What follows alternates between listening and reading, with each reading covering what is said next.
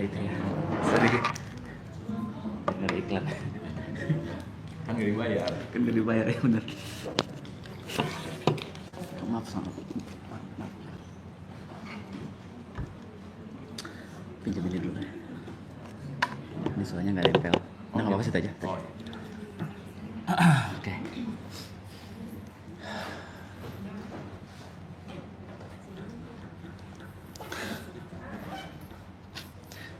Izin kita mulai ya. A'udzubillahi minasyaitonirrajim. Bismillahirrahmanirrahim. Alhamdulillahirabbil alamin. Assalatu wassalamu ala asyrafil anbiya'i wal mursalin wa ala alihi wa ashabihi ajmain. Amma ba'du. Rabbi shrah li sadri wa yassir li amri wahlul 'uqdatam min lisani yafqahu qawli. Rabbi zidna ilman nafi'an warzuqna fahman. Allahumma sholli ala sayidina Muhammad wa ala ali sayidina Muhammad. Bismillahirrahmanirrahim. Assalamualaikum warahmatullahi wabarakatuh. Alhamdulillah, ibu-ibu sekalian, bapak-bapak juga di belakang ya, minoritas mas. Ibu dan bapak. Ibu-ibu dan bapak, ya. Ibu dan bapak ya, yang sudah hadir di kajian Rumah Salam. Terima kasih kami ucapkan selamat datang, baik yang offline maupun yang online lewat Zoom, maupun yang bergabung lewat TikTok ataupun YouTube-nya Kang Abu. Mudah-mudahan hari ini kita bisa belajar lagi sama-sama. Terima kasih, tepuk tangan dulu buat kita juga. Ini yang boleh nggak? Suara tepuk tangannya belum sarapan kalau kata kamu. Masih pagi mungkin ya, gak apa-apa ya. Dan juga saya melihat ada beberapa wajah yang newcomer ya. Boleh angkat tangan yang pendatang-pendatang baru. Alhamdulillah. Terima kasih banyak ya. Lumayan. Ya, gak apa-apa. Walaupun baru, tapi saya yakin sih udah ngikutin kajian Kang Abu yang ada di berbagai macam tempat di seluruh belahan dunia ini, gitu ya. Gitu ya, gitu. Ya kan, karena banyak banget gitu. Kang Abu kan hadir baik offline maupun online kan, sering FYP ya kan, di TikTok maupun di Instagram kan gitu. Jadi yang datang ke sini saya yakin bukan benar-benar baru gitu ya. Yang datang ke sini mungkin pengen minta foto gitu ya. Langsung datang ya, langsung gitu kan. Gitu datang ke sini. Jadi dan hari ini kita udah ke berapa ya? Udah sama Kang Abu kan sudah hampir setahun di sini, sebulan sekali. Itu pun kita beruntung banget kalau kata Ibu siapa di belakang, beruntung kita dapat sebulan sekali di sini ya. Karena pernah kita nggak dapat waktunya juga karena bulan lalu ya. Kita nggak dapat waktunya gara-gara Kang Abu banyak show gitu ya. Tapi kita beruntung di sini. Nah, apa namanya, topik kita kali ini itu ngikut-ngikut tren Kang Abu ya. Ramainya ayat sepinya hati. Rasa ya, sepinya rasa kan gitu. Ini kan yang datang rasanya sepi. Rasanya sepi semua. Gitu ya.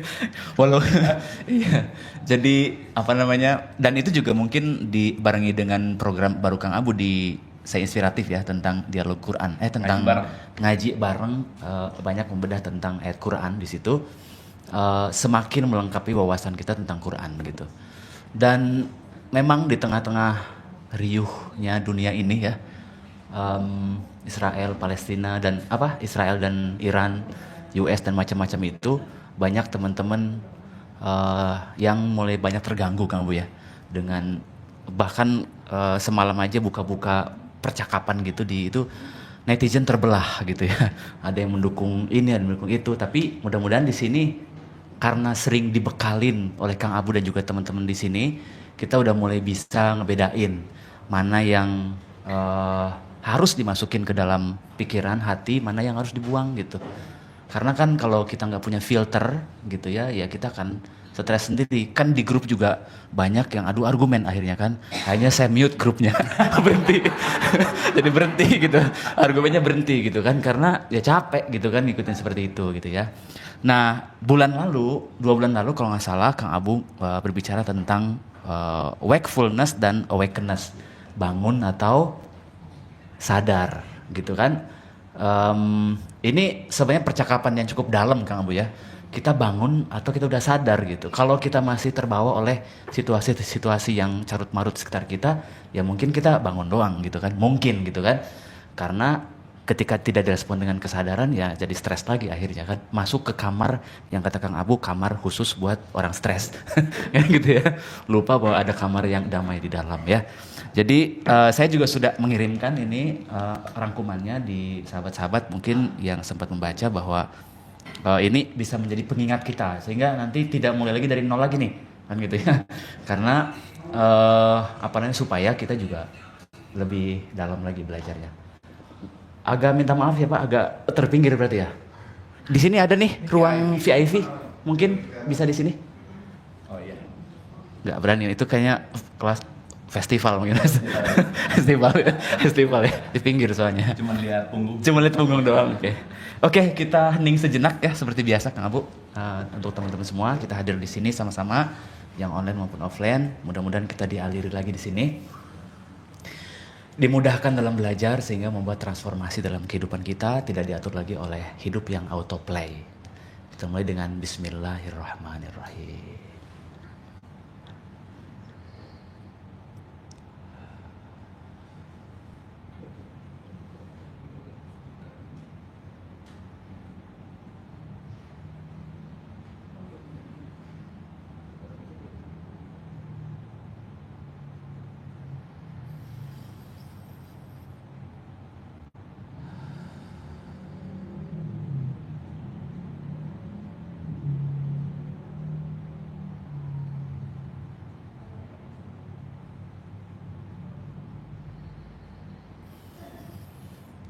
Al-Fatihah.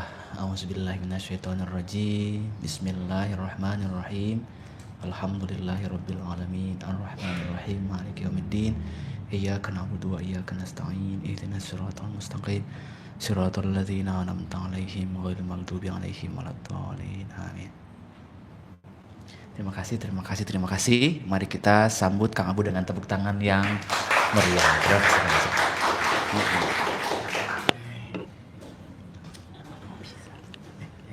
Oh, udah, sama. Sudah dikaret. Udah, bawa tenang. Nuhun. A'udzubillahi minasyaitonirrajim. Bismillahirrahmanirrahim. Robbi a'udzubika min hamazati sayatin wa a'udzubika robbi ayahdurun.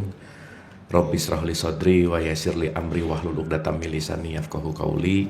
Assalamualaikum warahmatullahi wabarakatuh. Waalaikumsalam. Alhamdulillahirabbil alamin, segala puja-puji milik Allah Subhanahu wa taala yang atas rahmat karunia kasih sayangnya. Happy banget ya setiap ke kajian salam tuh vibes-nya seru gitu ya. Kita datang ke sini tuh lepas, lega gitu, dan karena kita tahu bahwa siapapun yang datang ke sini tuh intinya non judgmental gitu. Yang datang ke sini tuh memang berniat untuk membuka, bukan untuk menilai, terbuka bukan untuk menghakimi gitu, sehingga kita bisa rasain ya vibes di sini tuh asik gitu ya. Dan saya sangat berterima kasih kepada teman-teman ibu dan bapak yang hadir, yang kadang kita lupa bahwa kita didatangkan ke sini karena semangat, dan kita lupa bahwa semangat itu gratis, dan kita kadang-kadang lupa untuk berterima kasih dan mensyukuri semangat yang masih ada gitu. Jadi ada yang suka khawatir ibu dan bapak? Ya nggak usah dijawab, nggak apa-apa sih kelihatan ya. Soalnya lama mikirnya ya, mikir dulu gitu ya. Jawaban jujur itu spontan biasanya. Ketika khawatir, ada kalimat aku khawatir, betul? Berarti aku merasakan khawatir. Berarti ada si aku yang sedang khawatir. Berarti aku bukan khawatir. Oke nggak? Ulang ya. Aduh, terlalu awal kali ya. Kita basa-basi dulu lah ya. Nanya sarapan dulu kali gitu ya. Enggak, maksud saya yang pengen saya tanya adalah kapan terakhir kali kita menyapa akunya, yang jangan-jangan kita terlalu sibuk dengan khawatirnya gitu. Kapan terakhir kali kita menyapa akunya, yang jangan-jangan kita sibuk dengan penderitaannya, kesedihannya, ketakutannya gitu. Sehingga saya selalu menjadikan salah satu rumah salam ini adalah mengaku gitu. Jadi kalau boleh ya teman-teman ibu bapak, 1 jam 2 jam ke depan please jangan sedih, jangan khawatir gitu. Ya, kenapa? Gimana kita mau sedih dan mau khawatir sementara kita didatangkan ke sini dengan keterbukaan gitu. Ya, seenggaknya kita istirahat khawatir 2 jam ini aja. Istirahat sedih 2 jam ini aja lumayan. Betul nggak? Nah, pulang dari sini mau sedih lagi nggak apa-apa, silahkan ya. Pulang. Seenggaknya di sini kita nggak marah-marah, nggak saling membenci, kita resting our soul gitu. Itulah kenapa disebut taklim. Nah, nanti kita ngerti. Makanya taklim tuh maaf banget ya.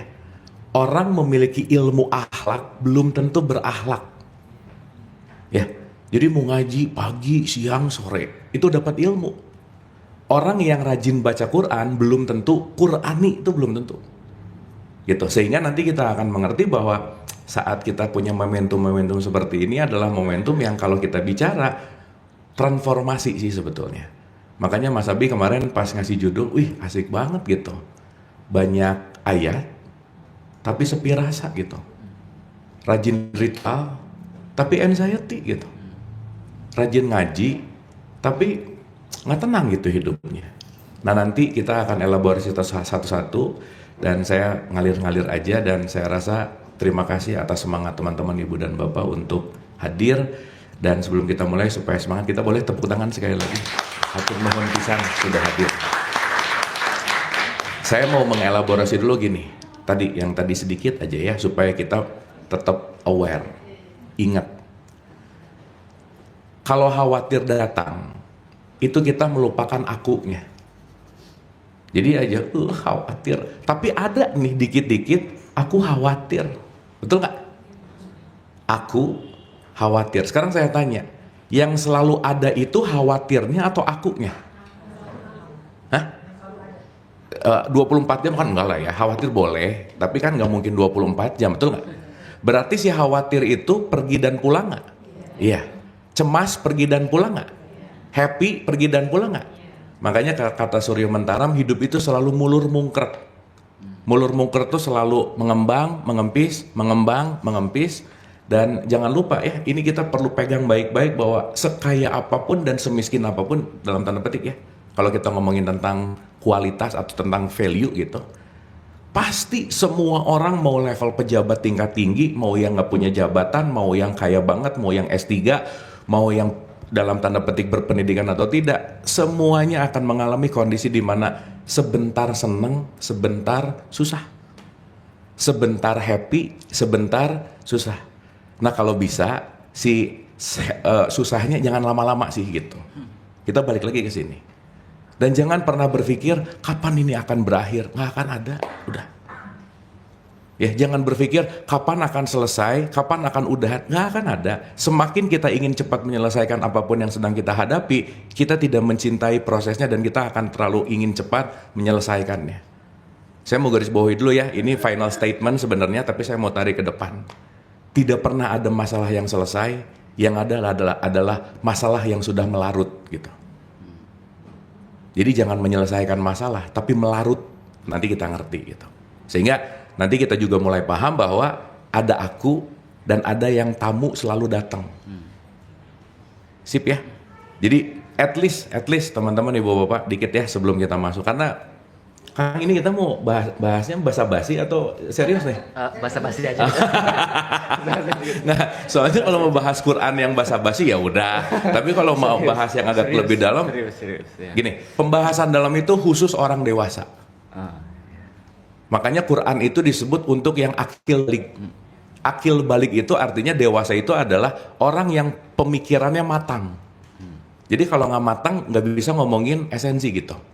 Makanya maaf banget ya, melantunkan basmalah belum tentu berbasmalah, belum tentu. Gitu. Sehingga nanti kita akan ngerti dalam beberapa perspektif kenapa orang banyak ayat tapi sepi gitu. Saya kasih contoh ya, saya tuh tadi pas datang ke sini tuh agak mellow. Mellow banget lah, bukan agak lagi gitu. Kenapa? Tadi saya mampir di toko kopi di sana, terus beli rokok. Pas beli rokok, si abang-abangnya udah ya ambil aja, saya bilang dah. Ya udahlah gitu.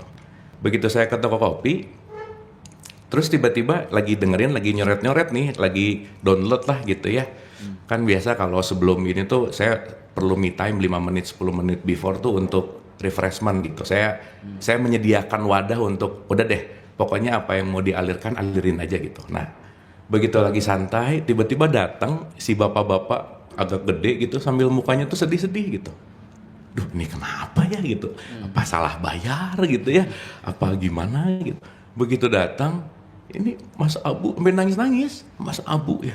Iya Pak. Dia datang suntangan. Makasih ya katanya. Saya nonton dan udah nggak bisa cerita, pergi aja. Gitu. Nah, itu kan jadi agak sedikit shock moment kan gitu ya. Ini kenapa sih gitu? Nah, terus ya intinya, Pak duduk. Ini saya tapi lagi jaga warung. Ini saya harus ke sana ya. Ya pokoknya saya sangat berterima kasih, selesai. Dah. Nah, pas hari ini itu bicara dalam konteks yang namanya ayat. Maaf ya. Kalau kita bicara orang dengan resolusi rendah, dengar ayat itu pasti langsung mikirin tentang huruf, buku, nama-nama ayatnya, surat ayatnya, dan bagaimana cara membunyikannya. Betul nggak? Ayat yang di pikiran kita adalah ada yang ditulis di dalam kitab suci. Betul nggak? Ya. Tapi kalau di resolusi tinggi, nanti kita bahas, ayat itu adalah tanda gitu. Berarti pertanyaannya, si Bapak tadi datang ke saya sebagai ayat buat saya nggak kira-kira? Ayat banget. Ya ampun gitu. Dan realize bahwa saya selalu bilang gini ya teman-teman Ibu Bapak. Ini saya ngomong paradoks dan sejujurnya gitu. Saya tuh kalau abis kajian tuh, saya jujur ya, ada rasa gini, duh apa yang tadi saya omongin manfaat nggak ya buat orang-orang gitu. Orang dapat something nggak ya? Dan itu yang membuat saya terus pengen improvement, karena base mungkin kalau saya dulu di entertain, nomor satu itu kan customer is king kan gitu ya, pernah dengar ya? Satisfaction tuh everything gitu. Istilahnya, ini orang yang dengerin saya satisfaction nggak ya? Dah. Dan kadang juga saya terbakar oleh itu yang akhirnya overthinking juga sih gitu. Tapi hal tadi tuh membuktikan bahwa teman-teman Ibu Bapak, boleh jadi yang kita anggap itu kebaikan yang gak penting banget, kecil banget, remeh banget, tapi buat yang nerimanya itu bisa everything gitu. Dan saya tadi ya maksudnya itu sangat ya ampun iya ya, bener juga ya. Mungkin di saat sesuatu si bapak ini lagi gimana dengerin di TikTok, di YouTube, terus mungkin dia merasa seperti apa gitu, dan nggak pernah tahu juga gitu.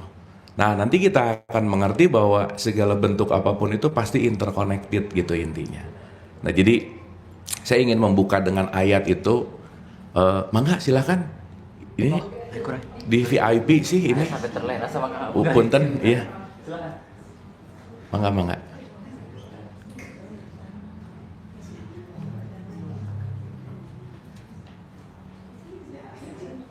Atau mau dipindahin? Bisa buka sok. Oke. Sip ya teman-teman ya, dapat ya maksud saya ya. Jadi beneran gitu bahwa Quran tuh selalu mengajarkan kebaikan. Artinya apa? Saat kita ngerasa nothing, saat kita ngerasa aduh udah deh gitu, ternyata apa yang kita lakukan sekecil apapun kebaikan, ya tadi dibuktikan bahwa ya ampun, saya tuh selalu ngerasa nggak ada apa-apanya. Bu, ya memang iya sih, maksudnya silakan Ibu. Mangga. Duh masuk di festival maaf ya. Tapi saya kesini kok nanti. gitu. Jadi intinya jangan lelah untuk selalu berbuat sebaik-baik versi kita, karena kecil menurut kita itu bisa bombastis buat siapapun yang menerimanya gitu intinya. Setuju ya teman-teman Ibu Bapak ya? Sip, nuhun. Tuh morning inspiration luar biasa tadi pagi. Aduh kaget iya, happy iya gitu. Oke. Saya mau bahas dulu dari gini. Kenapa Allah itu selalu berbicara tentang aku menciptakan alam? Makanya kalau di 21107 itu ada kata-kata rahmatan lil alamin.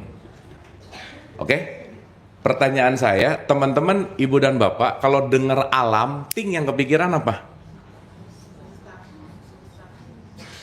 Ya oke, nggak menjawab sih ya, alam ya semesta. Nanti saya nanya, semesta itu apa gitu? Hah? Dah ya, nih. Bumi dan seisinya oke. Di surat 41 ayat 53 ada kata-kata gini. Sanurihim ayatina. Aku akan menunjukkan ayat di mana ayat ini nanti outputnya langit dan bumi. Di ayat ini Allah bilang, saya akan memperlihatkan ayat, bentuk ayatnya adalah langit dan bumi. Tapi kalimatnya nggak gini, saya akan memperlihatkan langit dan bumi, nggak. Oke sampai sini? Berarti saya akan memperlihatkan ayatnya dulu, ayatina. Di mana ayat ini nanti berkaitan sama alam, nanti kita ngerti bahwa alam itu satu akar kata dengan ilmu. Dengan apa?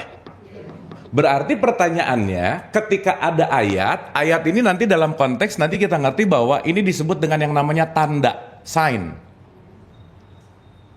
Sehingga antara ayat dan alam, antara tanda dan ilmu itu nggak bisa lepas. Maka Allah bilang, Allah akan memperlihatkan tanda langit dan bumi. Karena kenapa? Kalau kamu melihat tanda di langit dan bumi, kamu pasti akan mendapatkan ilmu. Jadi alam itu sebetulnya apa? Knowledge. Bentuknya bisa gunung, bisa sungai, bisa semua. Itu semua adalah tampilan, tapi poin pentingnya adalah itu semua konteksnya sebetulnya adalah ilmu. Makanya sering disebut majelis taklim. Oke, sampai sini? Aduh, diam-diam gini ibu bapak. Oke ini? Sip ya? Paham ya? Supaya kita nge-breakdown dulu arti ayat gitu. Karena maaf ya, ini kalau di media sosial itu orang kadang-kadang menjadikan dalil dan ayat itu kayak peluru mau nembak orang gitu loh Bu. Salah dikit kasih ayat, kamu nggak sesuai sama ini gitu. Kasih dalil gitu. Gitu ya. Tapi kita ngerti dulu bahwa konteksnya di sini adalah kita berbicara tentang ilmu, kita berbicara tentang tanda. Karena nanti kita ngerti juga Allah itu salah satu pemaknaannya adalah kecerdasan tanpa batas. Makanya orang yang berilmu disebut ulama. Disebut apa? Ingat loh ya, ulama tuh bukan orang yang pakai baju putih-putih, pakai kopiah, bukan. Orang yang memiliki ilmu. Berarti orang yang bidangnya ilmunya kesehatan, dia disebut dokter. Itu ulama kesehatan gitu. Berarti ulama itu kaitannya sama apa? Ilmu. Berarti Allah menghamparkan segede-gede gini apa supaya kita menjadi apa? Orang yang apa? Berilmu. Intinya gitu. Sip ya? Jadi maksudnya mari kita tadabur alam, ngelihat gunung, ya itu healing lah gitu. Oke sih. Tapi yang paling terpenting nanti kita akan ngerti bahwa apa sih tanda yang didapatkan, apa sih ilmu yang didapatkan gitu.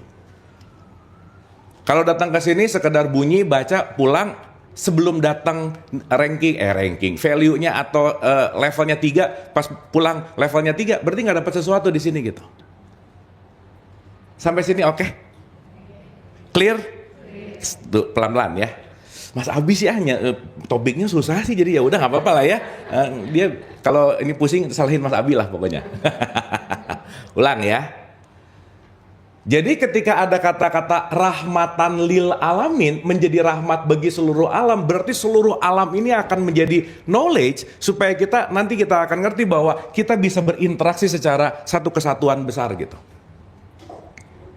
Makanya kita datang ke sini lagi dalam kondisi yang namanya belajar. Saya pokoknya nggak pernah bosan-bosan teman-teman ibu bapak. Please remind, hidup ini adalah school of life. Setiap jam adalah jam pelajaran. Setiap tempat adalah tempat belajar. Dan siapapun yang datang ke kita pasti mau ngasih pelajaran. Oke? Kalau mindsetnya bangun tidur belajar, kita akan menambah ilmu.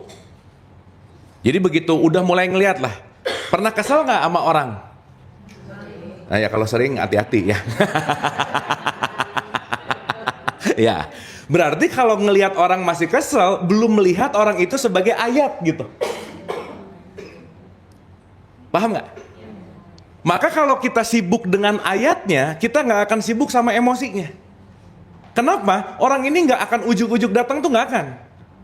Kenapa? Karena semuanya adalah messenger. Ingat, kita semua di semesta ini adalah saling menjadi tukang pos. Karena kalau nggak ada cermin, kita akan sangat sulit untuk melihat wajah sendiri.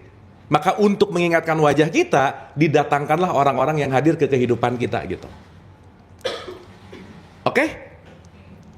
Aduh, oke-nya kurang ikhlas gini. Oke nggak ini?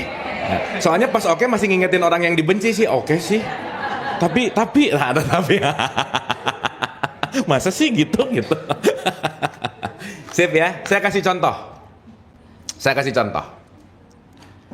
Saya mau bagi dua dulu ya.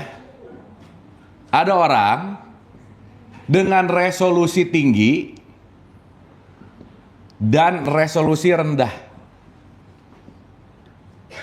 Pernah nonton nggak film terus tapi tayangannya tuh agak burem? Pernah lihat? Resolusi rendah lah gitu, 3GP gitu ya, tahu ya? Ya pokoknya resolusinya nggak clear gitu intinya. Ini kan kalau kita ngeliat di TV ini udah mulai 4K gitu. Gini. Saya ulang-ulang pakai contoh ini. Nokia 7650 sama iPhone 16 si resolusi kameranya beda nggak? Beda. Motret objek yang sama. Kira-kira tingkat resolusinya tinggi nggak kalau pakai iPhone yang baru? Iya. Kalau pakai 7650 ya agak-agak burem lah gitu kira-kira. Sip ya? Berarti pertanyaannya, kita melihat hidup itu objektif tergantung kita mau pakai resolusi yang mana gitu intinya. Paham? Berarti kalau kita ngelihat orang masih nyebelin, nah 7650 banget gitu. Meskipun sekarang handphonenya udah baru. Makanya emang disebut juga smartphone, betul nggak? Tapi yang makanya nggak smart amat gitu kira-kira ya. Dalam artian saat resolusi kita adalah rendah, maka apapun yang di luar kebaikan pasti akan jadi buruk. Clear? Berarti pertanyaannya, penting nggak meningkatkan resolusi dari rendah ke tinggi? Penting? Nah, dari resolusi rendah ke tinggi dalam bahasa yang sering kita pakai, ini disebut semakin dewasa. Oleh karena itu, dewasa tidak ditentukan oleh usia. Usia itu menua. Tapi resolusi itu mendewasa. Jadi saya lagi ngomong sama orang tua atau orang dewasa? Yang mana? Oh, ya, jadi nanti habis ini bikin status di Facebooknya, aku nggak tua loh, tapi aku dewasa. Nah, gitu. Beda lah ya. Nah, dari titik ini ke atas, dia punya step, dan step ini semuanya setiap orang pasti beda-beda. Tetapi semesta ya hidup, dia akan selalu memprovide kita untuk meningkatkan resolusi. Udah gitu aja. Ingat ya, aturan mainnya, resolusi pasti dinamis dan meningkat.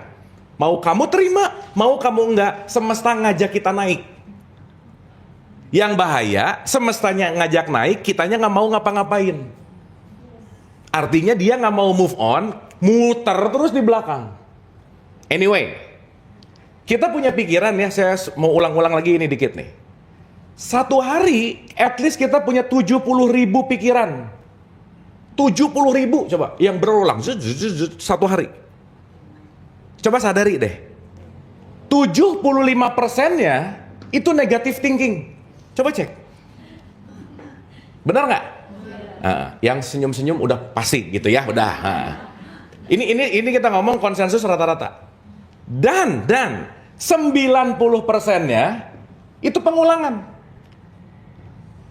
Jadi maaf ya, ada orang yang hari ini usianya 60-70 tapi mengulang-ulang pemikiran dari 30-40 tahun yang lalu gitu. Dia berubah nggak secara resolusi? Enggak, tapi komplainnya itu lagi. Aduh, udah. Dia komplain tapi nggak mau maju gitu. Sip ya. Makanya kemarin saya dapat meme, ini menohok banget nih. Ada orang yang dikubur umur 90 tahun, tapi dia udah mati sejak umur 40 tahun. Paham nggak maksudnya? Secara fisik dikubur 90 tahun, tapi dari 40 tahun nggak dewasa-dewasa gitu. Paham ya? Oke, dapat ya? Dah. Jadi saya kasih mark 1 dulu, kita bicara tentang resolusi. Nah, semakin atas dalam bahasa Quran, kalau di surat 12 ayat 22, falama balago, kalau kamu sudah cukup dewasa, Allah akan memberikan hikmah dan ilmu. Kata kunci dewasa itu apa? Matang. Jadi balik itu artinya pemikirannya matang gitu. Berarti kalau pemikirannya matang, dia semakin nggak sempit. Ingat ya, pemikiran yang sempit equal sama dengan hidup yang sempit. Udah pasti aja. Berarti semakin ke bawah itu semakin analisis, semakin terkotak-kotak. Semakin ke atas itu semakin sintesis namanya, semakin menyatu gitu. Jadi semakin ke bawah semakin dipotong, potong ngelihat. Jadi semakin ke bawah itu semakin jadi pieces, tapi semakin ke atas itu semakin menjadi gambar besar. Pernah ngelihat puzzle ya? Kalau di bawah itu adalah satu pieces, tapi kalau di atas itu gambaran besar. Sekarang saya tanya, kalau mau ngelihat gambaran utuh, perlu ke level atasnya kira-kira? Yes, karena kalau kita ngelihat satu pieces, ini kayaknya apel deh, bukan. Ini kayaknya alpukat deh, bukan. Begitu nempel, ngelihat oh ini baru beneran apel gitu. Sampai sini oke? Sip. Berarti kita akan berbolak-balik di wilayah resolusi rendah dan resolusi tinggi. Pertanyaan, yang akan membuat orang dari rendah ke tinggi siapa? Yang akan memberikan hikmah siapa? Awas tuh, jangan Allah memberi hidayah. Enggak. Makanya orang hari ini di resolusi rendah, ada yang nanya, kamu kenapa hidupnya gitu-gitu aja? Jawabannya simpel, belum dapat hidayah. Udah aja. Terus saya tanya, nyari nggak? Enggak sih, nunggu datang. Nggak bisa. Karena ada poin dari sini ke atas, kita perlu yang namanya ikhtiar kalau pakai bahasa Quran. Usaha. Berarti mendewasa usaha nggak? Jadi dewasa otomatis nggak? Jadi sorry to say, tidak ada orang yang dewasa tanpa latih. Perlu pelatih nggak? Nah, gitu. Jadi kalau udah di resolusi tinggi, ngelihat orang nyebelin, alhamdulillah. Ini nih, pelatih. Supaya saya meninggalkan analisis menuju kepada sintesis, supaya saya meninggalkan resolusi rendah menuju kepada resolusi tinggi. Bahasa gampangnya, resolusi rendah disebut dunia. Resolusi tinggi nanti disebut akhirat. Maka ini bukan tempat. Makanya Adam itu mendunia. Dia jadi ngotak-ngotak nih. Jadi kalau masih ngelihat, masih benci, ini si A, ini si B, ini sukunya ini bangsanya ini agamanya ini dikafirkan, ini dibidahkan ya. Nah, dia masih analitikal, masih kotak-kotak. Nah, Nabi Muhammad membawa kepada tauhid. Tauhid itu artinya esa. Esa itu artinya apa? Menyatu. Dari pieces. Ingat, kita ini satu kesatuan yang gak pernah terpisah sebenarnya. Maka orang yang melihat dalam persatuan dan orang yang melihat dalam perpecahan itu tergantung resolusinya. Sampai sini oke? Oke? Yang membuat orang tembak-tembakan bukan orangnya, resolusi rendahnya. Pakai kita jadi tembak-tembakan. Kita dijadiin alat dari resolusi rendah kita gitu. Yang ngebuat kita benci sama orang, hate speech, komen, ngebully, bukan kitanya. Si resolusi rendah pakai kita ngebully. Karena kita mah alatnya nih, quote and quote. Berarti pertanyaannya, kalau mau berubah bukan pada konteks yang namanya, maaf ya, umur, usia, fisikal, tetapi kita bicara dalam konteks yang namanya perpindahan resolusi. Clear? Resolusi tinggi tuh udah pandai memaafkan, udah nggak pelit, udah nggak overthinking sih, tapi cepat. Ya, kan sering saya nanya, ibu bapak teman-teman ini sering berpikir atau banyak pikiran? Ya udah nggak apa-apa sih. Jadi kalau ngelihat teman ada yang lagi healing ke Bali, ke Singapura, ya jangan salah, jangan wah ini banyak uang, bukan, mereka banyak pikiran, bukan banyak uang ya. Makanya healing gitu. Ya, nah berarti kalau berputar-putar di sini, itu namanya terpenjara di dalam dunia. Yang menciptakan dunia siapa? Kok yang menciptakan dunia siapa? Faktor eksternal yang dibiasakan jadi diri kita. Itu duniamu. Jadi kita terpenjara oleh omongan orang, kita terpenjara oleh idenya orang, kita terpenjara oleh sesuatu apa yang dikatain semuanya dunia luar. Akhirnya kita terkurung oleh konteks-konteks yang namanya dunia itu sendiri gitu. Coba direnungkan teman-teman ibu bapak, berapa persen keseharian melakukan sesuatu gara-gara beneran pengen? Bukan tergoda oleh sale misalnya, bukan terinspirasi atau pengen gara-gara tetangga beli gitu misalnya. Marah gara-gara dia nyebelin, berarti lagi nggak pengen marah, bener nggak? Gara-gara dia nyebelin saya jadi marah, betul nggak? Berarti aku tidak memiliki kekuatan dan aku tidak memiliki remote untuk mengontrol diri gitu intinya. Oke? Sip? Nah saya mau nanya dulu, kita mau bahas Quran di resolusi rendah atau di resolusi tinggi? Gitu sih. Deal ya? Deal. Nah, kalau di resolusi rendah kita basa-basi gitu namanya. Oke, tapi kita akan bicara. Nah, di level rendah ini disebut, kalau pakai bahasanya, let's say kita sebut syariat. Kalau udah di atas, inilah yang disebut hakikat. Dua-duanya nggak bisa lepas. Melalui syariat lah kita nyampe ke hakikat. Karena syariat itu latihannya. Hakikat itu rasanya. Ya, dikit nih ya, mumpung terlintas nih. Maka secara esensi nggak bisa lepas bahwa satu, semua knowledge pasti datang dari rasa. Nggak bisa bertentangan dengan hukum semesta.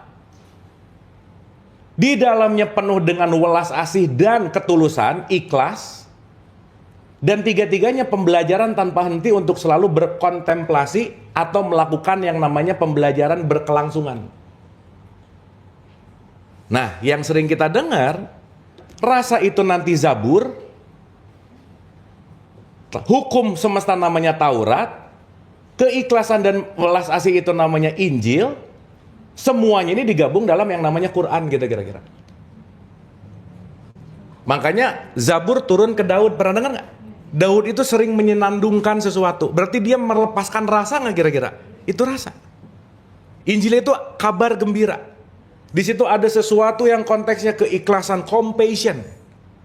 Di mana hukum ini nggak bisa lepas dari yang namanya Taurat. Hukum semesta itu namanya Torah. Dan keseluruhannya jadi satu kesatuan untuk kamu ikro, baca, telaah, kontemplasi. Maka ini disebut nanti yang namanya Quran. Maka di rukun iman disuruh mengimani semua kitab. Dan ini bukan ngomongin buku sih sebenarnya, bukan. Sampai sini oke? Clear ya? Dapat ya? Nah, berarti dalam satu kesatuan ini ujung-ujungnya kita akan berbicara tentang alam dan ayat supaya apa? Supaya bukan kebanyakan ayat tapi nggak ada rasanya gitu. Contoh, saya kasih contoh dulu. Sekali lagi ya, ayat itu artinya apa? Tanda, sign. Ya. Di dalam sign itu pasti ada alam, pasti ada ilmu. Pasti. Oke, saya kasih contoh nih. Ada asap, ada api. Ada apa? Ada? Oke, sekarang saya tanya. Sebagai teman-teman yang resolusi tinggi nih.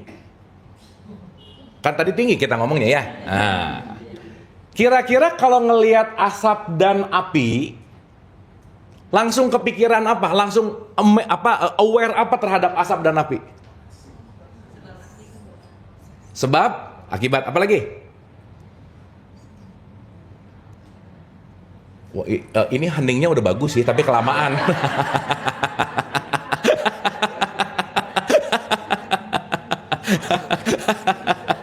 Ya, oke. Baru. Oke. Ya. Maaf ya. Kalau orang di resolusi rendah, dia cuman ngelihat asap dan dia cuman ngelihat api. Nah, itu rendah. Oke? Tapi orang di resolusi tinggi, perbedaan dengan yang rendah, apa coba? Orang di resolusi tinggi, dia tidak melihat asapnya, dia tidak melihat apinya, tapi dia melihat relasinya. Paham? Jadi kalau di resolusi tinggi, dia bukan ngelihat dua partikel yang berbeda, tetapi yang dia lihat apa hubungannya asap dengan api. Paham nggak? Maka, maaf ya, nanti yang akan jadi kata kunci nih hari ini, kata kunci ini adalah, saya pakai hashtag penting, bukan penting sih, perlu banget untuk kita mengalami yang namanya sadar relasi. Apa? Contoh. Kalau saya baca Quran, tapi tidak merelasikannya dengan diri, berarti saya cuma bunyi. Betul nggak? Akhirnya saya cuma membunyikan, menghatamkan, tapi there is no connected, nggak ada relasinya dengan aku, jadi aku bunyi-bunyi, aku. Selesai baca Quran, hatam iya, tapi tidak terjadi interkorelasi, gitu kira-kira. Betul nggak? Maka, kalau orang di resolusi tinggi, dia sudah tidak melihat asap dan api. Asap dan api jadi satu kesatuan dalam bentuk relasi. Maka semakin tinggi resolusi seseorang, semakin bagus relationship-nya. Karena dia sudah tidak melihat titik, tapi dia akan connecting the dot, menjadi satu kesatuan. Sampai sini oke?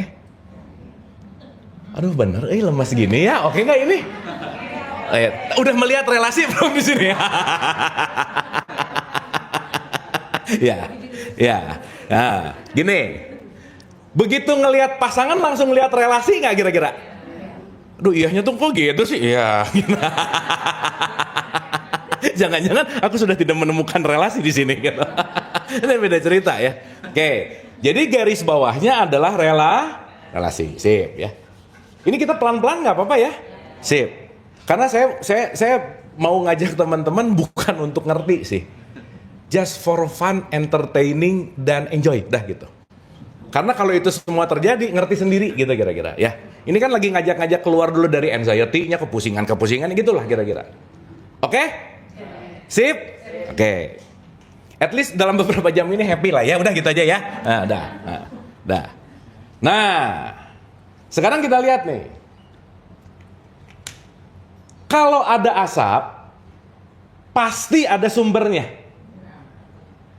Betul? Maka orang yang resolusi tinggi, dia akan ngelihat, oh ada asap, dia akan ingat api.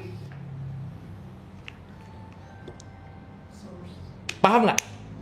Begitu ngelihat asap, set, oh ada api nih.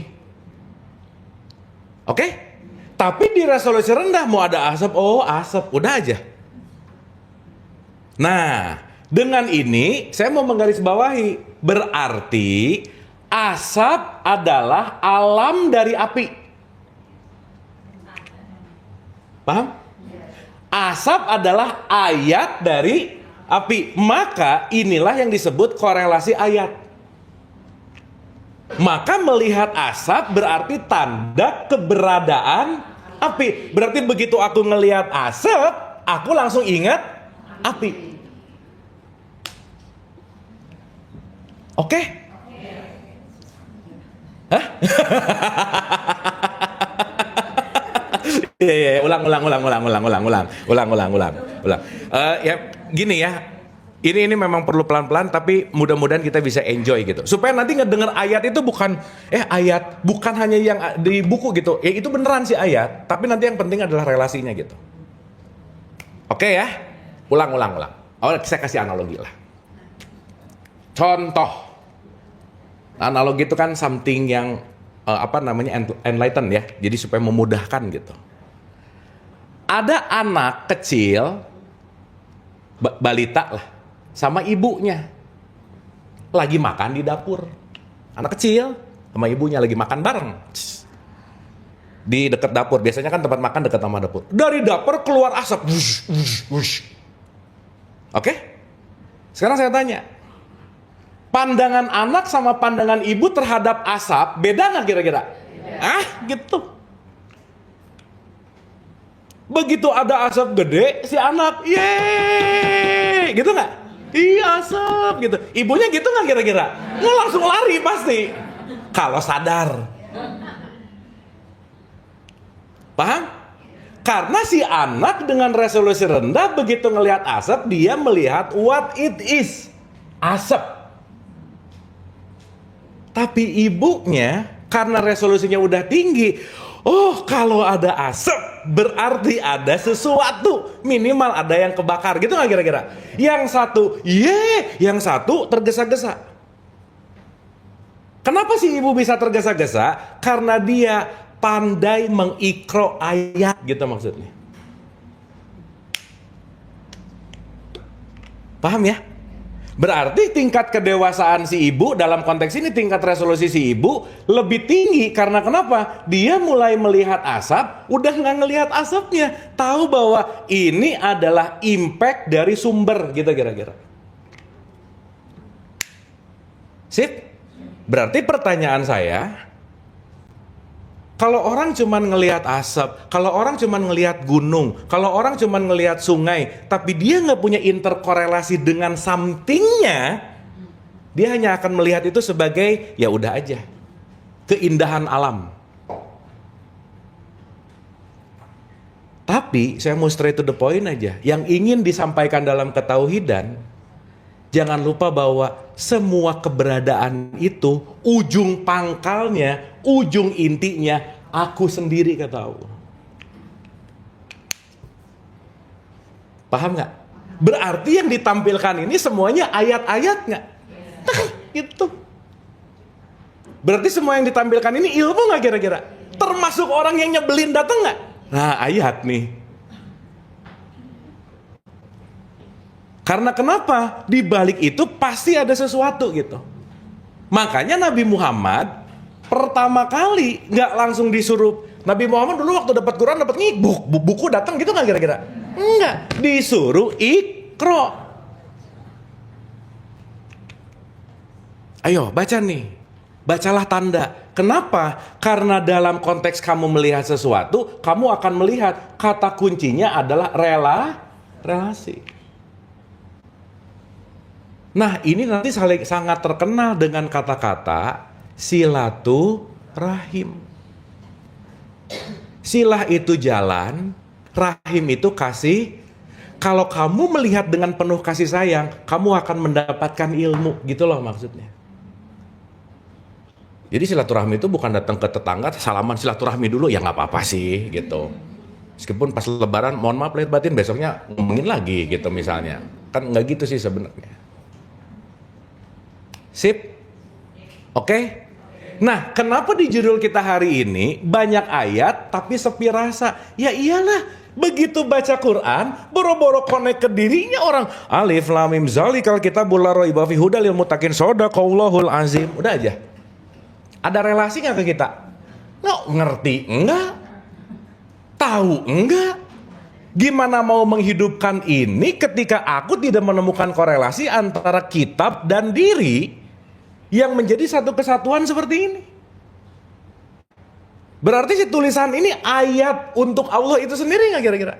Iya, tetapi kata kuncinya adalah bagaimana kita membangun yang namanya relasi. Sampai sini oke? Sampai sini oke? Maka Quran itu bukan hanya dalam bentuk yang ada di dalam tulisan.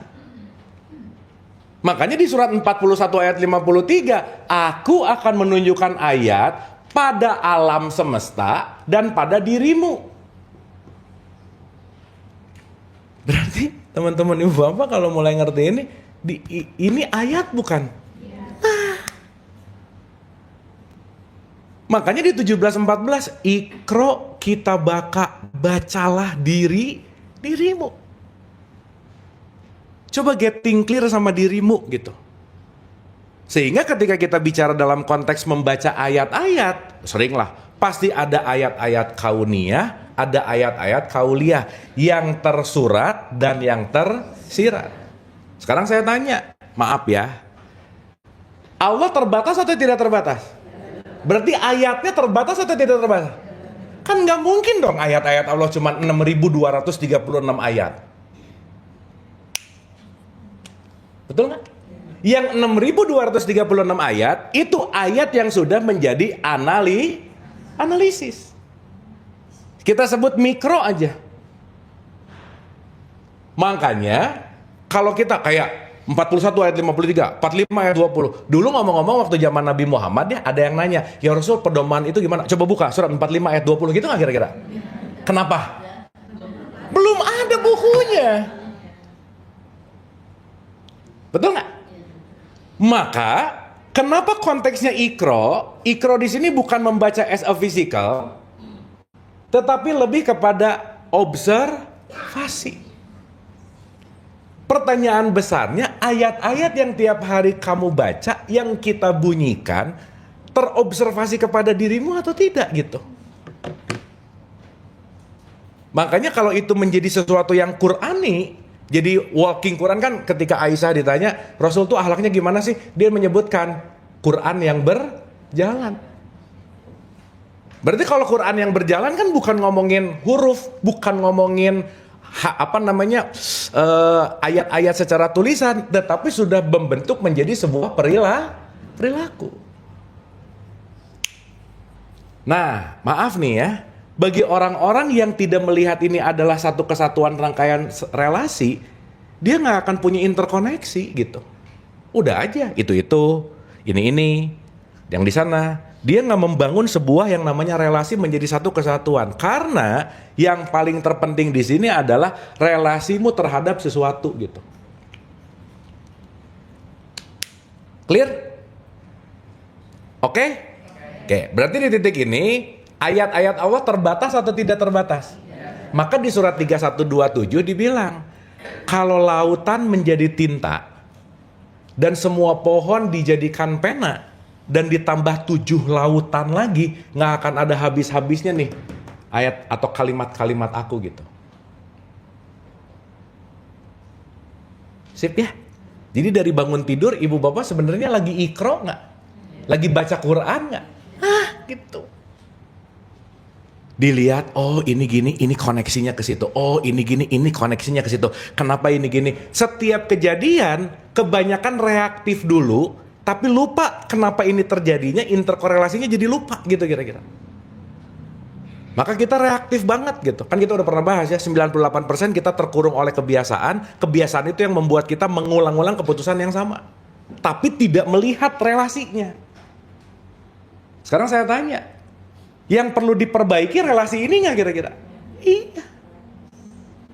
Hukumnya, kalau kita baik dengan relasi diri kita, kita akan baik dengan relasi orang lain. Dah, titik. Maka jangan lupa, setiap orang akan memperlakukan kita sesuai dengan dia memperlakukan dirinya sendiri. Titik.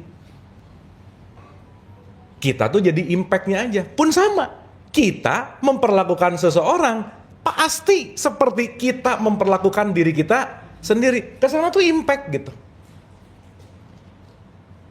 Nah itulah kenapa kata kunci dari yang namanya Iqra, Quran, Qoro'ah dan seterusnya itu bukan hanya kegiatan membaca, tetapi melakukan yang namanya internalisasi gitu.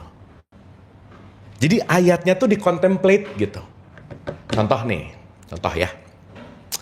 Bismillahirrahmanirrahim. Nah, mau kontemplasi dengan nama Allah yang Maha Pengasih lagi Maha Penyayang. Itu mah menerjemahkan namanya.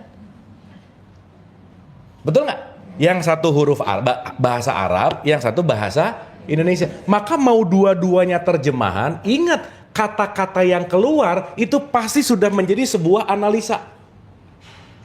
Contoh, teman-teman, ibu bapak kalau lagi meeting mau menentukan sebuah project misalnya, ada ide nggak?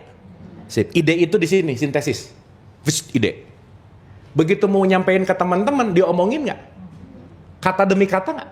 Satu kata. Pertanyaannya, sesuatu yang diucapkan kata-kata sebenarnya mewakili si sintesis ini nggak? Belum tentu.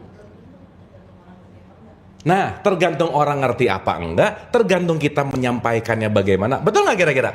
Berarti sesuatu yang menjadi analisis 100% gambaran di sini nggak kira-kira? Enggak, makanya orang bisa miskomunikasi, betul nggak? Yes. Jadi, segala sesuatu bentuk yang udah keluar dari yang keluarnya adalah kata-kata, udah pasti dia menurunkan kadar dari kualitasnya gitu.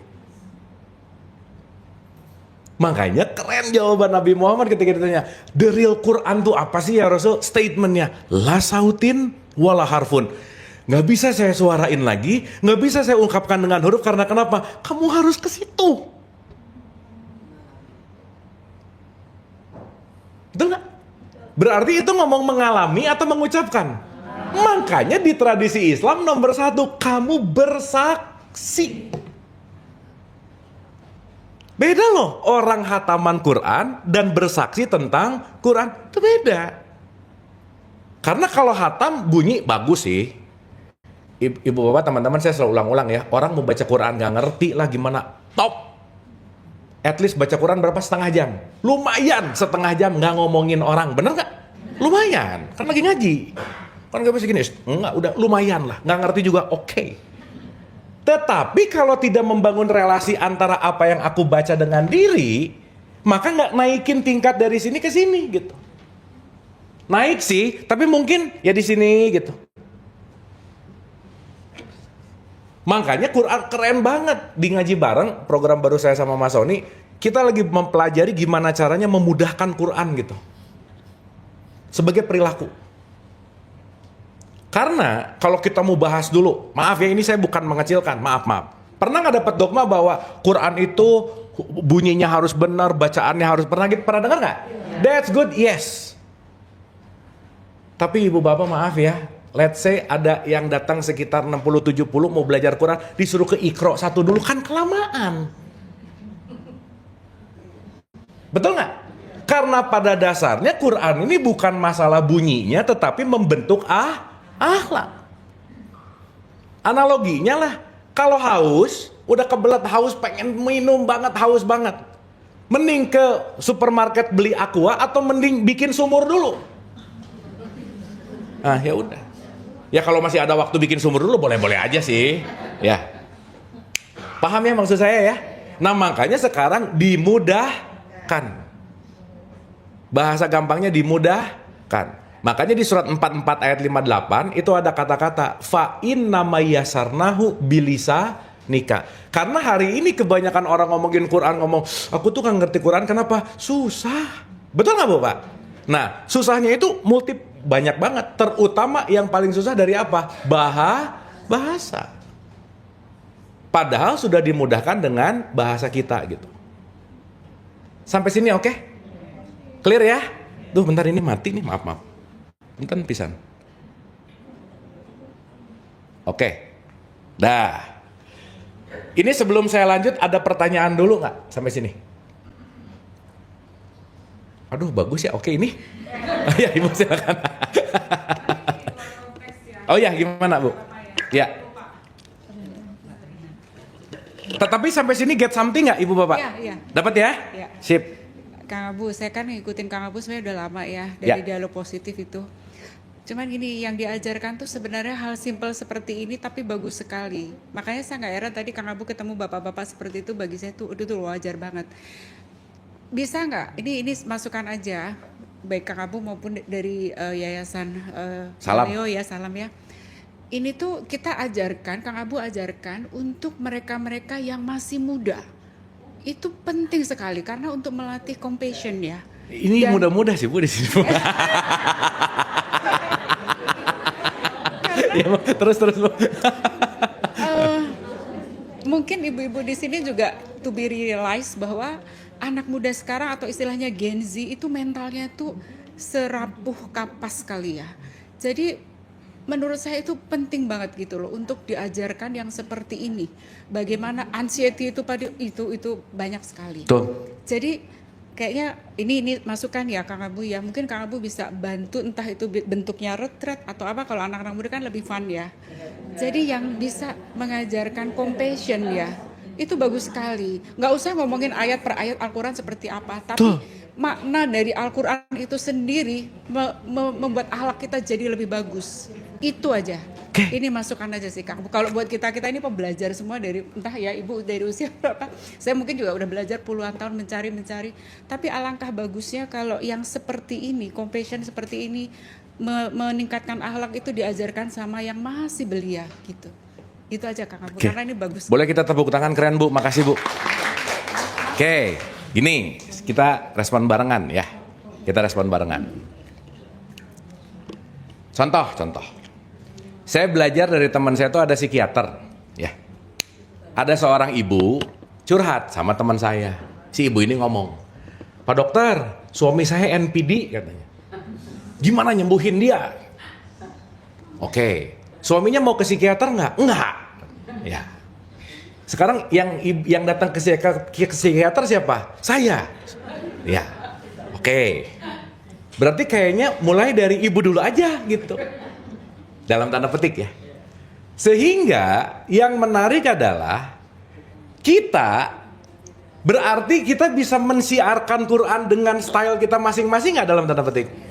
Outputnya bukan bentuk ayat, outputnya bukan bentuk ceramah, tapi outputnya adalah menjadi resolusi yang tinggi. Resolusi yang tertinggi itu namanya akhlak, perilaku.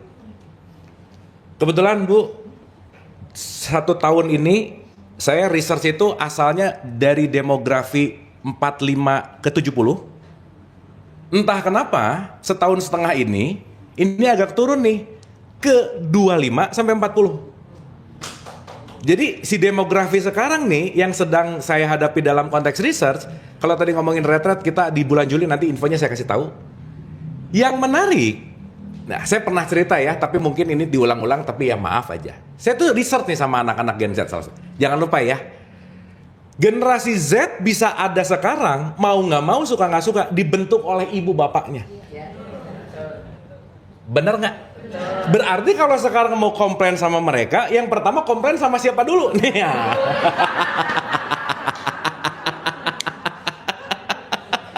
Iya. Kenapa? Karena mereka juga adalah transformasi dari konteks yang namanya generasi gitu. Yang sering saya cerita Bu, maaf betul Bu, saya setuju banget. Maaf banget ya, ini di skup Jakarta sih. Saya belum kemana-mana, skupnya paling banyak di Jakarta. Mereka kalau udah mulai masuk ke ranah-ranah pengajian, ya, udah ranah-ranah religius, udah langsung apatis tuh. Kenapa coba Bu? Trauma. Serius. Saya bikin riset kecil-kecilan. Kenapa sih trauma sama pengajian gini? Pokoknya nggak suka aja. Saya tanya, kenapa nggak suka? Ya elah, ini nyokap gua, kata dia. Pagi ngaji, siang ngaji, sore ngaji, tiap hari pulang, tapi tetap ngegosip. Tetap julid. Dia ngelihat dampak, sehingga yang disalahin pengajiannya gitu. Sip ya? Maka gini, pokoknya ya saya dengan kapabilitas Mas Abi semua. Kata kuncinya adalah semua penyebaran kebaikan itu nggak bisa kalau tanpa yang namanya action dan contoh tuh nggak bisa aja udah. Nah jadi dikit nih jadi spill ceritanya. Saya udah lumayan lama ibu bapak 15 tahun ngaji sama ibu-ibu bapak-bapak udahlah di usia 50, 60 gitu udah lumayan lama. Jadi rencananya ibu bapaknya dapat knowledge di sini, si anak-anaknya dapat knowledge kita bikin program namanya Bangun Jiwa di rumah jadi tempat latihan bareng gitu. Karena saya pernah bikin acara, ibunya ada, bapaknya ada, anaknya diam mulu, nggak enak mau ngomong gitu, gitu. Nah ternyata ya memang betul ya, kita memang kadang-kadang perlu pihak lain untuk bisa mencurahkan apa yang dirasakan oleh si anak gitu kira-kira. Nah jadi Bu, terima kasih, tapi kita lagi fight di ranah itu sekarang gitu Bu, kira-kira. Oke ya, sip. Tapi jangan lupa, ya kita juga tetap apa ya, mau nggak mau kitanya tetap memberi contoh gitu intinya. Sip, ada lagi mungkin sebelum saya lanjut dulu? Mau relate, mau nggak, pokoknya ya silakan. Oke.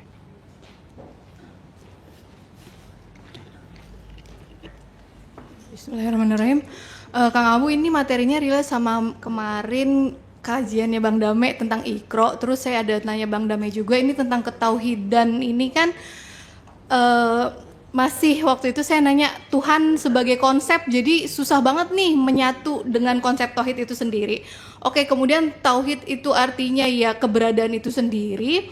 Dan dalam ketauhidan, dalam keesaan berarti kan sudah tidak ada kehendak kita. Semua kehendak adalah kehendak aku. Dari materi yang masoni bahwa ketika kita sudah begitu berarti apapun yang kita lakukan berarti dia melakukan melalui aku gitu ya. Nah, ini ada fenomena di sosial media beberapa waktu lalu, ada guru spiritual yang dia udah paham banget tentang tauhid, mungkin bukan Islam, tapi bukan Islam ya, dari barat.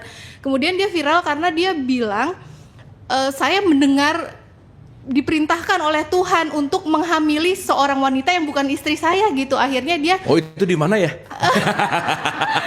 akhirnya Lumayan tertarik nih. Itu tempatnya di Soreang bukan ya? Kamu gimana nih? Dia terkenal banget. Dia kan ya dari barat ya, tapi kiblatnya mungkin barat, jadi nggak ada poligami, adanya poliamori. Tapi dia terbuka sama istrinya, dia terbuka. Dia bilang ada bukan ya kehendak yang dialirkan melalui dia untuk punya anak dari perempuan ini. Tapi perempuan ini memang lebih muda dari istrinya, lebih cantik dan seksi gitu. Cuman istrinya ya ikhlas, redo. Terus akhirnya mereka jadi kayak ya bertiga gitu, podcast. Ini kan jadi viral di sesama pekerja spiritual.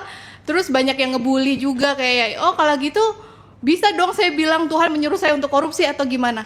Ini ada apa ya, saya jadi mau minta pendapat Kang Abu juga, dari insight Kang Abu, bahwa ketika tidak ada kehendak selain kehendaknya, jika itu di level nafsu gitu ya, itu kita membedakan itu nafsu gitu, bukan Tuhan. Kemudian mana yang ini adalah kehendak ketika dalam penyatuan itu, ketika kita itu sebenarnya nggak ada dan semua hanya ada Dia.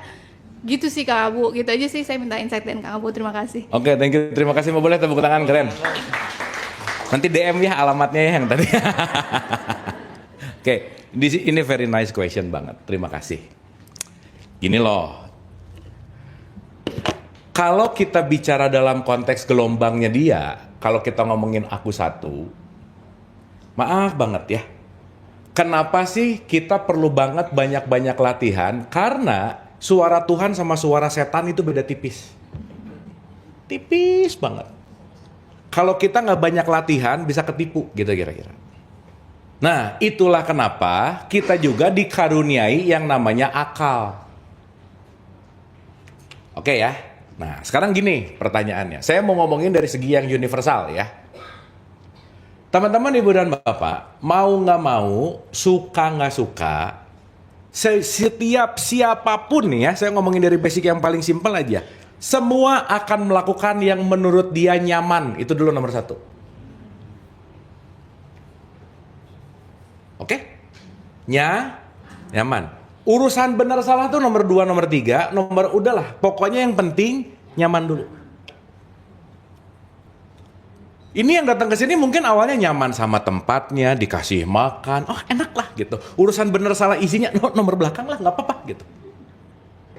Karena yang mengkoneksikan itu konteksnya adalah nyaman. Ya. Nah, kalau tadi minta pendapat, saya nggak bisa ngejudge itu benar salah, baik buruk dan seterusnya. Pertama, saya nggak tahu whole story-nya. Yang kedua, kita dapat sepotong-sepotong. Dan kita nggak tahu itu mungkin caranya dia dan seterusnya gitu. Gitu ya kira-kira. Nah, cuman sekarang kita pakai rasa aja nih. Karena masing-masing kita punya kenyamanan yang berbeda-beda. Itu wujud membuktikan bahwa, maaf banget ya, kalau udah di dalam konteks ini, contoh nih, benar atau salah relatif nggak? Relatif. Berarti relativitas itu yang mungkin kita nggak ngerti, kita menilai dengan limitasi pengetahuan kita sama dia gitu. Makanya setiap kenaikan ke level tertentu itu bisa berjenjang-jenjang dan kita nggak bisa langsung paham di level itu gitu kira-kira. Hari ini kita mencok-mencok gini. Mungkin, nah yang tadi saya cerita, udah jangan nyalahin dulu, udah itu adalah kejadiannya dia, mending kita ambil pelajaran. Kalau nggak nyaman buat aku, ya nggak usah diikutin. Betul nggak? Karena masing-masing kita punya kapasitas kenyamanannya nggak? Karena PR-nya itu cuma sebuah message, sebuah peristiwa, serap sama diri sendiri. Itulah kenapa konteksnya bahwa si relasinya yang terpenting ke dalam diri. Contoh nih ya. Kita mungkin dengan limitasi yang sempit ini bisa, wah itu spiritual nggak bener lah apa. Ya udah aja. Dengan limitasi kita. Tetapi jangan lupa bahwa setiap orang melakukan dengan kenyamanannya, maka apapun yang dilakukan pasti menimbulkan konsekuensi. Makanya kemanapun, ke siapapun kita belajar, termasuk di mana-mana lah ya, di sini. Dan saya juga nggak pernah bosan-bosan. Teman-teman, ibu bapak, please jangan pernah percaya omongan saya. Titik. Paham nggak maksudnya? Karena saya nggak pengen dipercayai, saya nggak pengen meyakinkan sesuatu, saya cuma berbagi. Kenapa? Karena kalau kita bicara konteks resolusi tertinggi, Quran sejati, petunjuk sejati, nggak pernah ada di sana, tapi semuanya ada di sini gitu.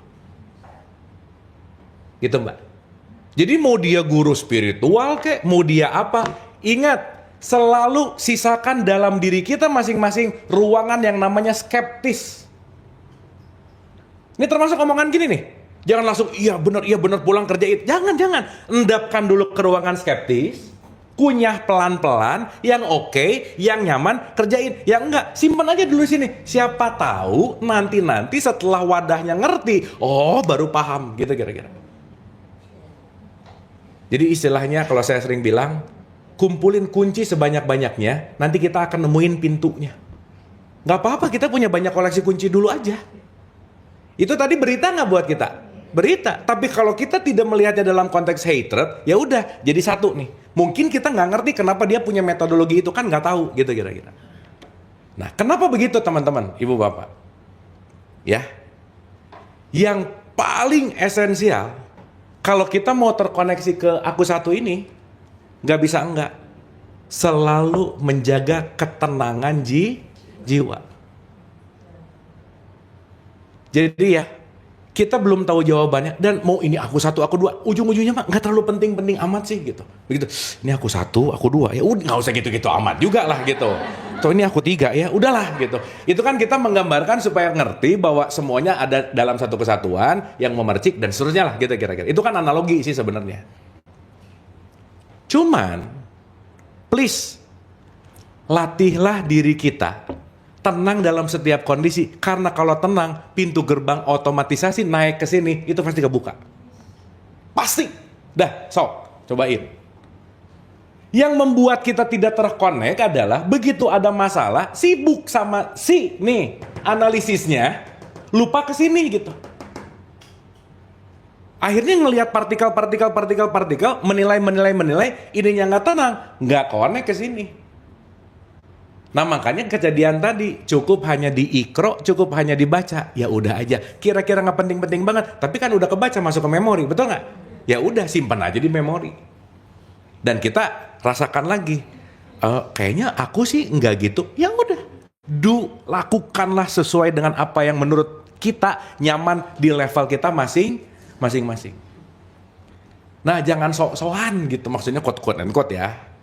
Ada guru levelnya di super hakikat gitu. Dia nggak ngerti-ngerti banget. Oh kemana-mana ngomong hakikat. Jangan. Karena orang yang ngomong di level ini, dia udah mengalami. Biasanya yang dengar ngalamin enggak, dapat ceritanya. Diceritain lagi ke orang lain gitu. Jadi aja berantem. Maaf ini contoh aja ya. Perdebatan dan keributan antara orang-orang syariat dan orang hakikat nggak beres-beres sampai sekarang gitu. Contoh nih ya. Ada orang salah ngerti misalnya tentang sholat. Sholat itu daim 24 jam misalnya. Ini yang ngomong orang hakikat nih. Yang orang syariat, oh gitu. Berarti yang 5 gak harus dong misalnya. Dia menginterpretasi nih. Ah udah, aku mau di level hakikat aja. Jadi dia sok-sokan hakikat padahal malah sholat gitu kira-kira. Kan beda ceritanya. Misalnya gitu. Ya paham ya maksud saya ya. Nah sehingga yuk sadar relasi dan sadar wadah juga gitu kira-kira. Karena masing-masing kita akan memiliki pertumbuhan dan apa konteksnya kesadaran yang beda-beda. Gitu ya Mbak ya? Jadi dia mau gitu, ya itu mungkin caranya dia. Tapi mungkin itu nggak fit sama aku gitu misalnya. Itu mungkin aku nggak cocok sih kalau kayak gitu. Kan kita nggak tahu gitu. Tapi poinnya kalau kita tetap tenang dan nggak perlu terlalu cepat ngejudge, siapa tahu dia lagi mengalami kurikulum itu gitu. Kan kita nggak tahu. Gitu kira-kira. Sip ya? Dapat ya? Jadi yang paling terpenting, yang paling perlu, jangan menghakimi dan jangan terlalu cepat menyimpulkan. Karena dalam hidup mah nggak ada kesimpulan, ingat ya. Semuanya koma. Contoh, aku tuh ibu yang gagal, belum beres ini hidupnya juga kan besok bisa lebih baik. Betul nggak? Ini dia kafir, ini dia bisa lebih soleh dari kita besok. Betul nggak? Maka yang membuat kita tidak naik ke resolusi tinggi adalah terlalu cepat menyimpulkan dan melakukan yang namanya judgment. Dah, ingat, lakum dinukum. Nah, kalau mau diartikan secara esensi seperti ini, kenyamananmu kenyamananku, kenyamananku. Tapi kita sama-sama jadi manusia aja yuk gitu. Udah kita kerja sama aja, tapi saya nggak mau ngikutin cara kamu gitu. Ya udah beres gitu. Nah, yang nggak asik ya, nih yang nggak asik nih. Dia nyaman dengan caranya, maksa orang ngikutin caranya gitu. Ini yang paling bener. Lah, kamu yang nyaman kok gitu. Sip ya? Itu yang rada-rada nggak asik sih gitu. Tapi banyak lagi sih, tapi ya udahlah ya, nggak apa-apa lah. Sip, thank you Mbak. Itu opener banget gitu. Satu lagi aja, ada? Silakan.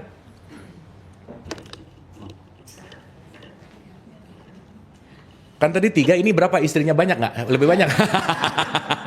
Kalau lebih banyak lebih seru. Salam Kang Abu, Kang Ya. Abi dan saudara-saudaraku semua di sini. Ini ada pengalaman sebetulnya kemarin.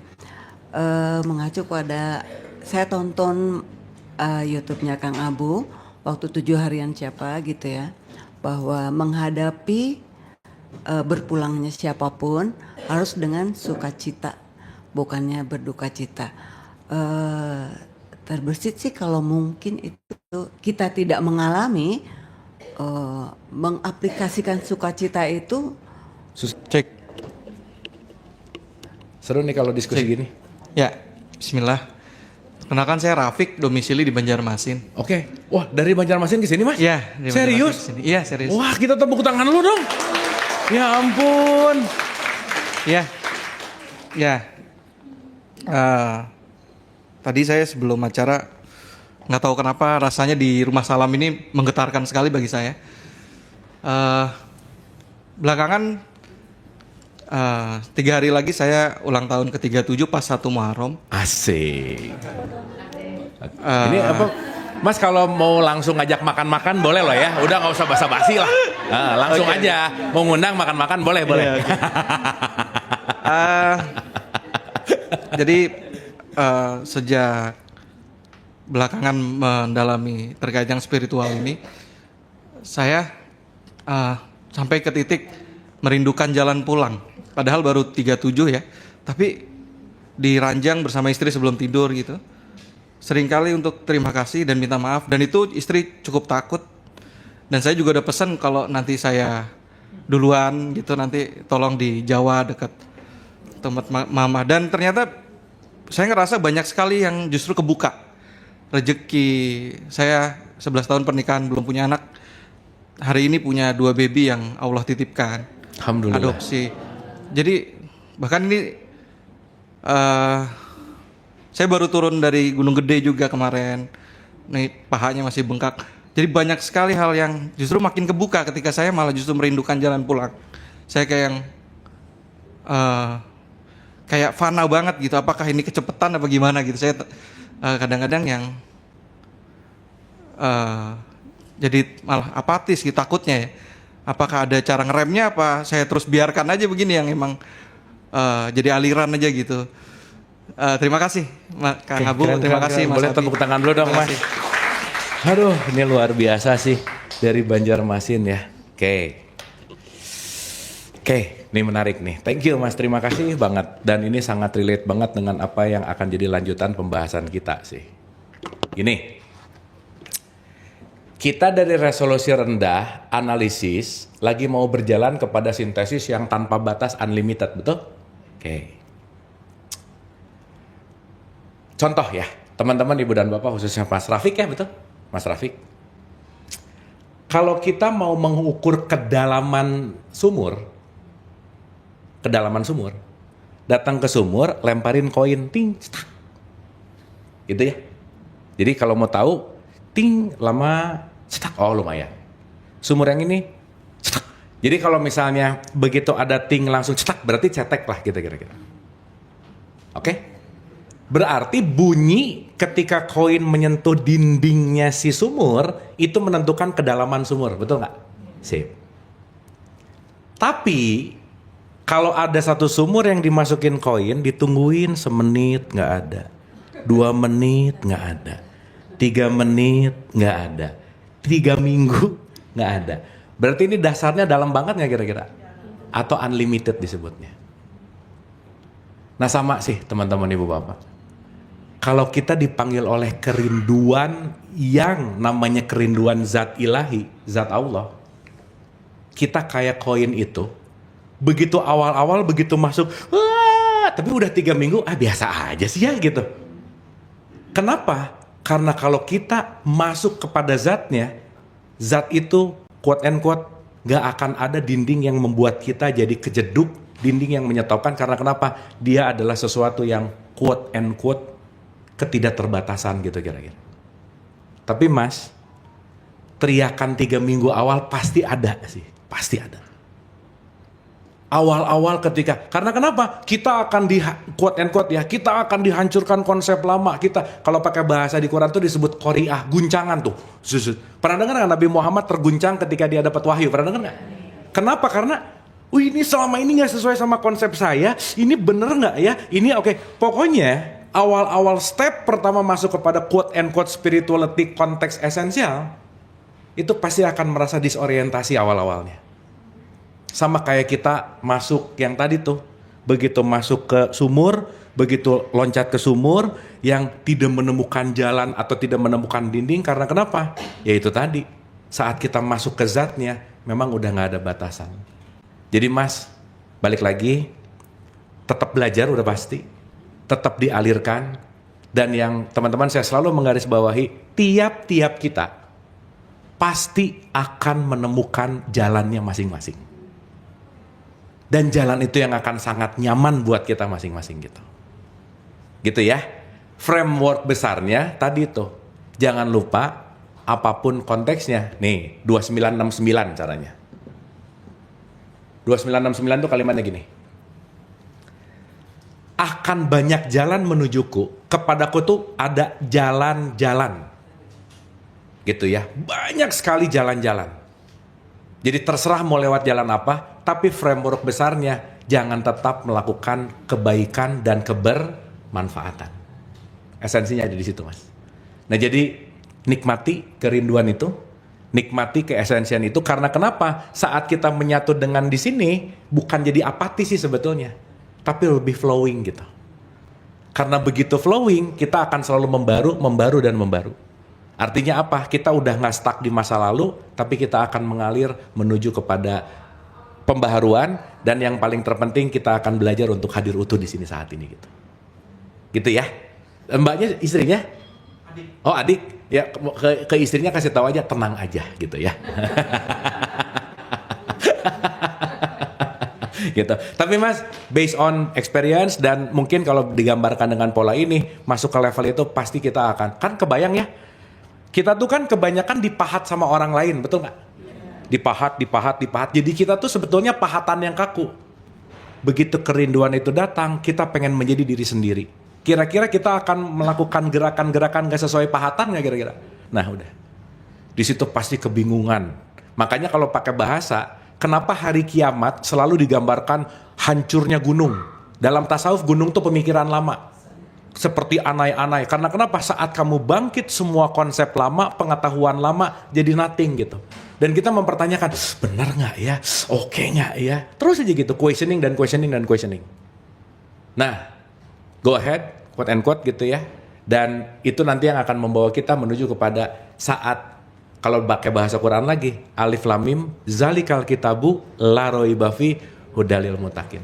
Disitulah semua yang akan meruntuhkan pertanyaan-pertanyaan, bukan karena nemuin jawaban ya, tapi pertanyaannya yang hilang. Kenapa? Karena aku sudah mengalami gitu kira-kira. Itu Mas Rafiq. Thank you ya. Oke, Ibu dan Bapak, ini udah jam 12. At least sampai sini oke dulu ya. Get something ya. Dapat ya. Jadi kata penutupnya kita bikin 2 kali ya tentang ini. Nanti insya Allah di next pertemuan kita akan dalemin lagi. Tapi ingat, belajar jadi manusia resolusi tinggi. Lihat relasinya. Kalau ada sesuatu, ingat ujung-ujungnya ke sini-sini juga. Ingat bahwa semuanya adalah kosmos, keteraturan. Ingat semua juga adalah pesan. Jadi yang paling terpenting adalah make a good relationship. Nomor 1 sama diri kita. Dan yang paling terpenting teman-teman ibu dan bapak, yuk kita belajar tenang dalam setiap kondisi. Hanya dalam ketenanganlah jawaban sejati akan muncul. Terima kasih, saya kembalikan ke Mas Abi. Hatur nuhun.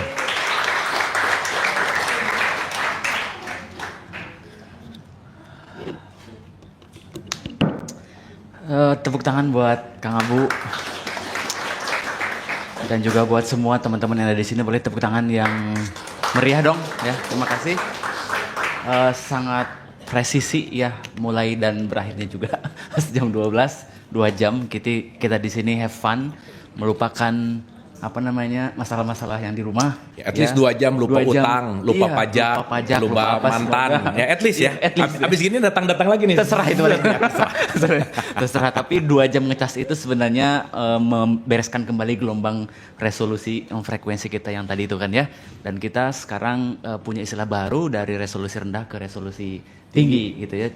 Karena kalau di resolusi tinggi kita bisa melihat dengan jelas, clear gitu ya. Sehingga yang ngeblur tadi itu mulai lebih jelas lagi, sehingga kalau ngelihatnya jelas, cara meresponnya juga jadi jelas. Gitu kan ya? Gitu. Tepuk tangan buat di sini. Terima kasih teman-teman semua. Terima kasih yang hadir lewat online juga, Zoom maupun TikTok maupun Instagram, YouTube ya. Ya semua lah. Terima kasih banyak ya, bermanfaat buat teman-teman semua.